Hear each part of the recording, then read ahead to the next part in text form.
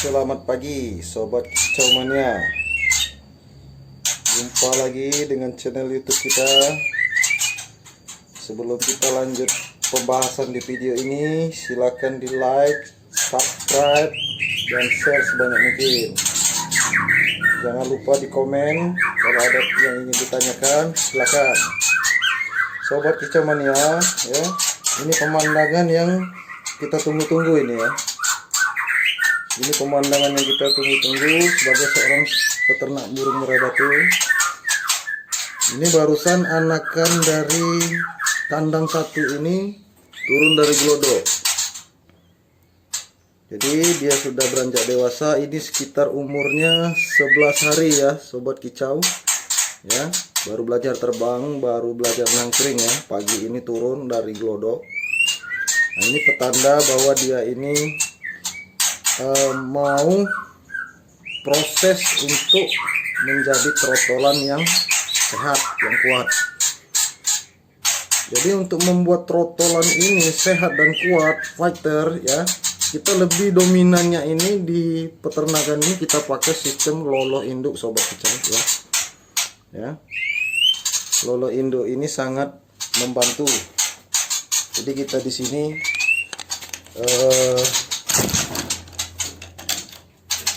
menjadi pengalaman ya, lolo induk ini banyak diminati oleh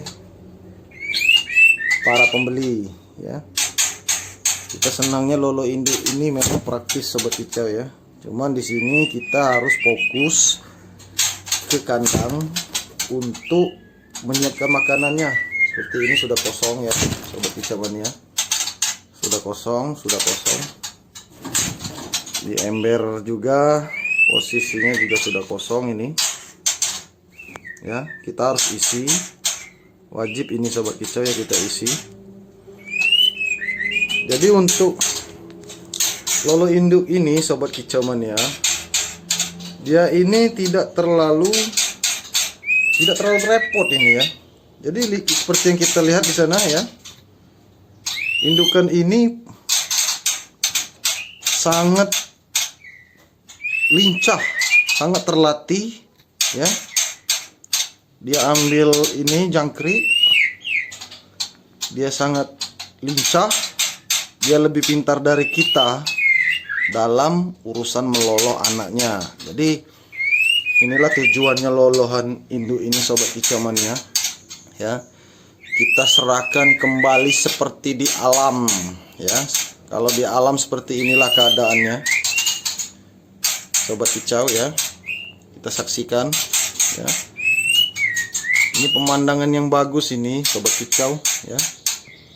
Kita sengaja memvideokan ini, mengupload video ini agar kalian semua tahu ya.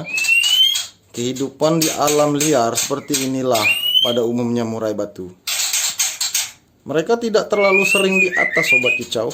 Mereka juga senang di bawah, di pasir, di tanah. Mereka juga makannya di tanah. Jadi walaupun tempat-tempat wadah ini kosong ya, kita boleh mengisi di wadah ini, boleh kita melempar ke tanah, boleh. Tapi kalau kita lebih senang pemberian makannya itu di bawah ya, kita letak wadahnya di bawah. Jadi Sobat Kicau Mania ya, banyak yang bilang lolo induk itu sulit. Ya, kita tidak tahu sulitnya di mana ya. Cuman kita merasa bahwa lolo induk ini tidak terlalu sulit Sobat Kicau ya. Memang biayanya lebih mahal karena dia fokus ke ekstra puding untuk pola makannya. Jadi pola makan ini ya seperti di alam. Indukannya menyuap jangkrik kepada anaknya. Kemudian ya, anaknya ini tumbuh besar, lincah dan sehat, belajar terbang. Ini nampaknya dia ini belum sanggup untuk terbang tinggi ya. Ini terbangnya juga sering jatuh ya Sobat Kicau. Jadi memang resikonya lebih besar kalau untuk lolo induk ini, ya. Cukup tinggi kalau dia ingin belajar terbang, cukup tinggi. Cuman di sini kita biarkan saja, ya. Gunanya di sini untuk melatih fisik anakan murai agar lebih fighter. Jadi sobat kicau mania, kalau kita bisa memahami, ya, bahwa lolohan induk ini sebenarnya lebih efisien, ya, untuk mencetak anakan murai yang fighter.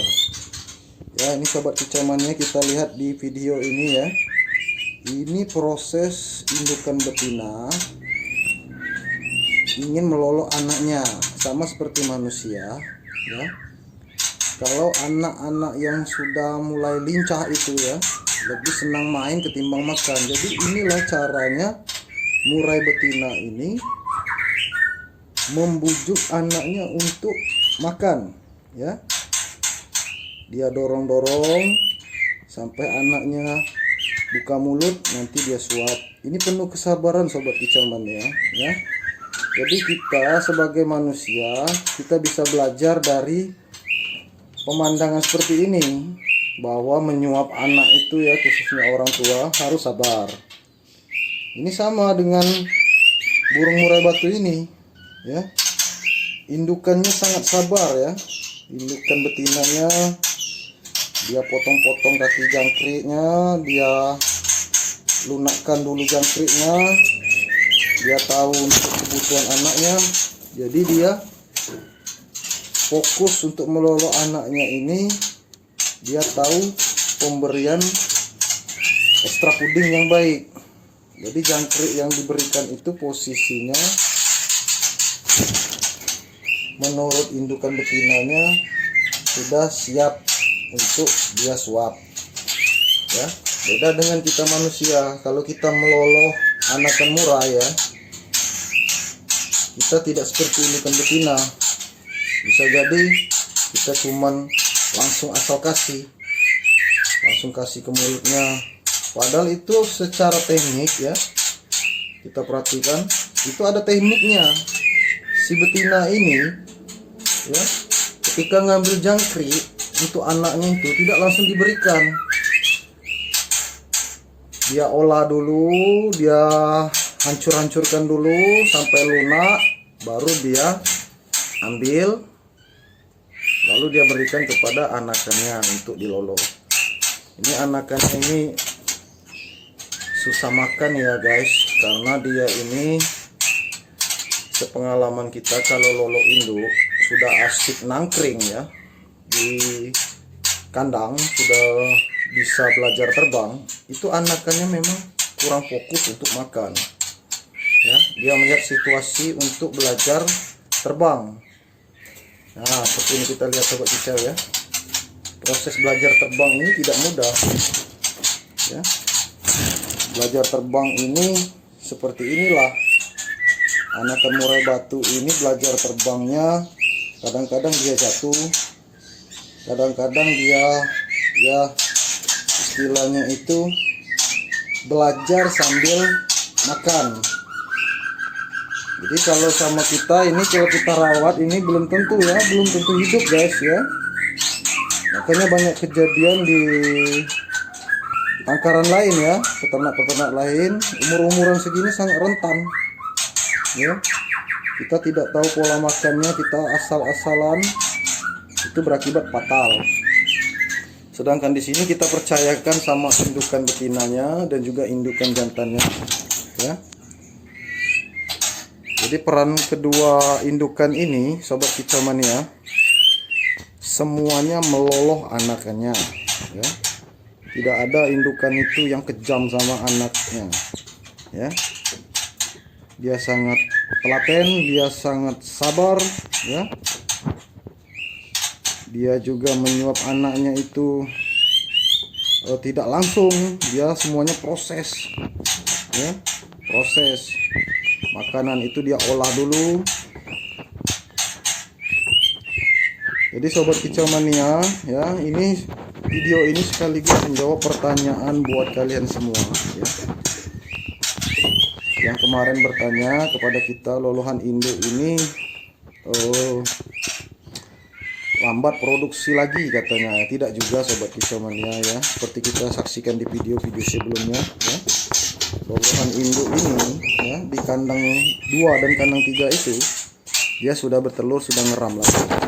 Jadi dia digantikan peran oleh si jantan yang meloloh anaknya, indukannya ngeram telurnya. Dan kadang-kadang indukan betinanya turun ya, dia menyuap anaknya juga, lalu naik ke gelodok untuk ngeram lagi. Nah sobat kicau mania, terus yang kedua, ini banyak pertanyaan juga ya ke kita. Lolohan induk ini katanya banyak menguras biaya untuk biaya pakannya.